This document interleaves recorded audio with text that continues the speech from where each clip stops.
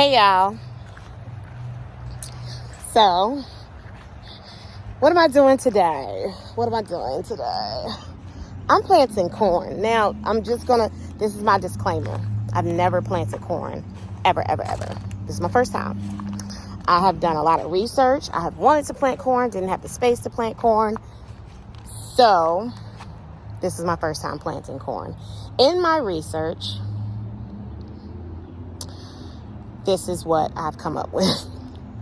All right, so as you know, I have my potato patch kind of right here. And then right here is my 4x4. It's more of a rectangle, so it's probably like more of a 4x5-ish corn patch. So, everything I'm giving you is what I have learned and collected. And if it turns out good, great. If it doesn't, we'll try something different next year. So don't hold me to this. This is a journey that we're going on together, okay? I just have to make that disclaimer. All right, so I have been told, and I have read, I have seen the best way to get your corn to grow properly is by soaking them first for 8 hours. So I've done that. These are my corn seeds. Corn kernels are their seeds. I'm saying that because some people don't know that. My daughter said, that's not corn seeds, that's actually corn. Yes, it's dried corn. Now, have I had any experience in harvesting corn seeds? No. Not gonna even pretend. Maybe we'll get there one day. We're not there today. All right, so what I am going to do, I've also, in my research, found out that corn does not have deep root systems. So that's fine. But I think I do want to make this just a little bit deeper. Basically what I have here is I put some cardboard over top of some grass, and then I put some garden soil on top of that. And I've kind of marked off around the edge with some straw so that weeds don't encroach up on it. But I'm going to probably have to build more straw. My plan is once they start to sprout, then I will mulch heavily with straw anyway, and it'll kind of snuff out even the ones around the edges. But I went ahead and got a head start because as you can see, it's like grass right there. So I'm going to put more straw down. I just have to go get some.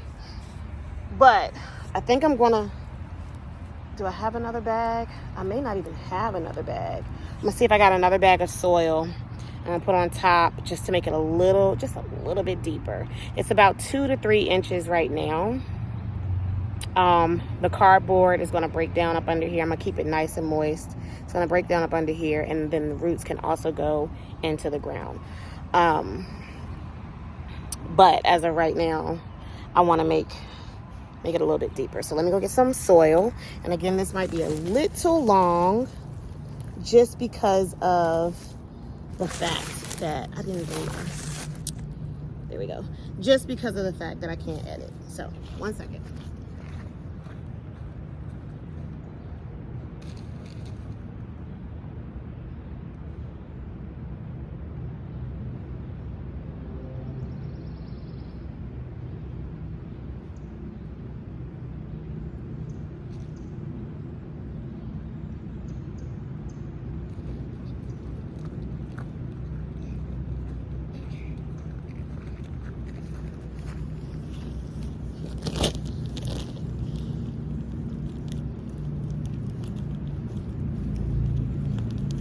Now, in my previous videos, I know I've talked about using Daddy Pete's cow manure, composted cow manure.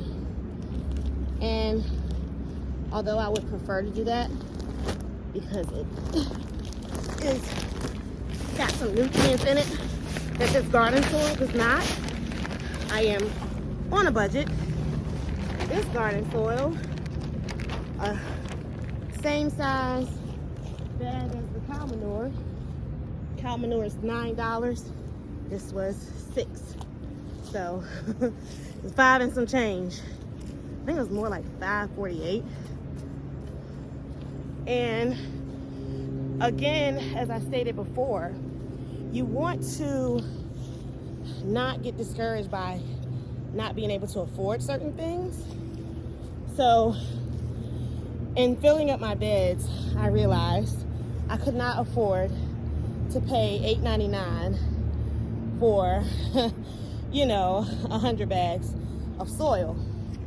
However, I had already bought, you know, some of the Daddy Pete. So I did spend the $8.99 on some. But when I had to go back and get 20 more bags, actually I think it was like 25 more bags of soil, I had to make a decision. Do I not grow anything because I can't afford the organic dirt that I want? Or do I go ahead and start with what I have? And the executive decision was to still grow because, again, it's still healthier most times than some of the food that you buy at the store. Now, what I do want to do real quick, almost forgot, is I want to soak this a little bit. And actually the bag was pretty much soaked for the most part. You know, it had actually been sitting out here. All 3 bags that I used in this patch have been sitting out here in the rain. It rained last night about 1 inch, and it's been out here for probably about a week or 2. I can't remember exactly when I went to go buy it. Probably about a week or 2.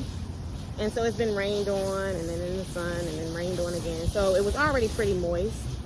But because we're talking about planting or direct sowing, let me wipe this off real quick. Because we're talking about direct sowing, you want to keep the dirt as moist as possible. So making sure that it's nice and soaked is what you should do. And I'm going to plant them ideally, they say, I think 6 inches apart. I think I'm going to do 4, and then I'll go back and I will thin accordingly, because I think it says like 6 to 10 or something. I'm not exactly sure, but I'm going to do 4. And I saw in my gardener, which is a place that I actually get a lot of my seeds from. They did a video a couple years ago on direct sowing corn, and he said, you know, because of germination, you really don't know like your germination rate, that he sows a little more thickly and then goes and thins if they all germinate. Now here's the problem. I'm not paying attention, and usually I'll do, and I need to do that because I just went at a slant and that was not what I had intended to do. So let me get my life here and make sure I am doing this right. Because although my corn seeds are not very expensive, I don't want to waste. You know, like I'm already going to waste a little bit by thinning if I have to thin. So I don't want to also waste by just not planting properly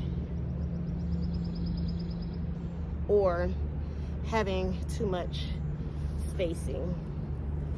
So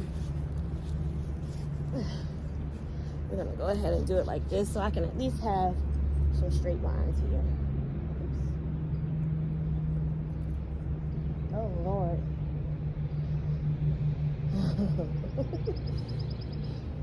And so, of course, after this, I'm going to give you an update as they germinate, what they look like, as they grow, as I do with other parts of my garden, because this is all so very exciting to me, and I love that I can share this journey with you all. And I'm hoping that I am encouraging someone to start where they are. I honestly thought that I would have to hold off on my dream of growing food for my family because I didn't have everything that I saw, you know, all the other homesteaders have. And so I was nervous about just starting where I am financially when I was growing at my rental property, the property that I was renting in a, you know, small raised bed garden. Like I wasn't sure if that was something that I could do. And it was a young lady that I followed who encouraged me to start where I was. So here's the little corn patch, and prayerfully we'll get some germination. Forgot what it said on the package as far as the germination rate, but I know that the packet said, I put 2 sweet corns down, and they both said, I think like 61 days to maturity, which is only 2 months. So we'll see.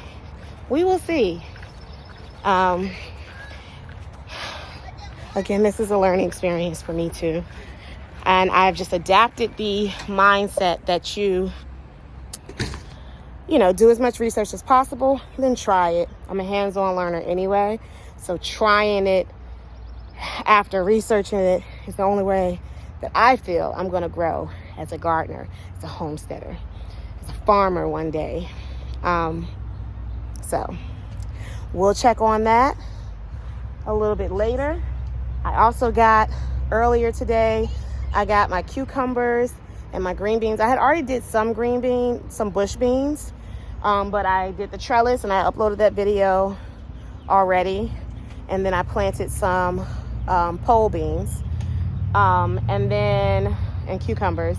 And then I did go ahead and decide what I'm gonna do in this back area with the cucumber bed. And I've decided I'm gonna do my peppers. Now, the only thing I don't like about this area is the sun sort of kind of gets shaded throughout the day, depending on like like this tree up here. If the sun kind of gets like right there in the middle, then there may be moments when that bed is not like full sun. And peppers like heat. All plants like sun. They can be in direct sun. And this is, again, going to be something that I'm experimenting with, because honestly, if that bed was finished first, which I probably should have finished it first, I would have put my kale and my collards over there because they can be in the shade a little bit. And then put my peppers in this bed where it would be, first of all, it's with the tomatoes, and I usually grow my peppers with my tomatoes, but it would also have been where the sun is all day long. So it's about 6 o'clock now, and as you can see, the sun is now behind the trees. So everything is shaded. But halfway through the day, this bed right here it'll like be in and out of sunlight. We'll see if it actually stunts my peppers or not. I mean, the young lady that I watch on YouTube, she had a tunnel with a shade cloth on it, and heat was in there, of course. It got some sun, but it was shaded a little bit by the shade cloth.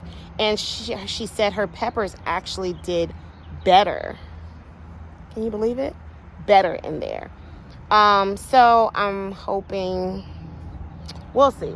The other option is, and I might just do this in like a succession sowing type thing or a succession growing type thing. I really don't know, but my lettuce that is right here is not going to make it through the summer. So something can go there too. I have thoughts of maybe putting my melons there and trellising it. And that is a strong possibility. But melons take about 90 days. So we're talking 3 months. And I don't plan on, I might pull those up when I pull up the bok choy and take it to the farmer's market. And then if I do that, that means next week I can go ahead and start my melons, which is when I would plan on doing it. And that would work out perfectly. But if I decide I want to keep the lettuce there because maybe it hasn't, I don't know, it hasn't gotten big enough, it presents a problem because I really want to get the melons in the ground. So we'll see. But I have decided that the peppers are going to go there. Now I'm rethinking that. The peppers I already started, and I don't necessarily have to put them out right now because they're not too big for... I might flip that. I might put the melons over there and the peppers where the lettuce is. It gets more sun. Ooh, Whitney. We'll see. I'll let you know. But like, share, subscribe. Thank you for joining Royal Roots Homestead. And until next time, be blessed.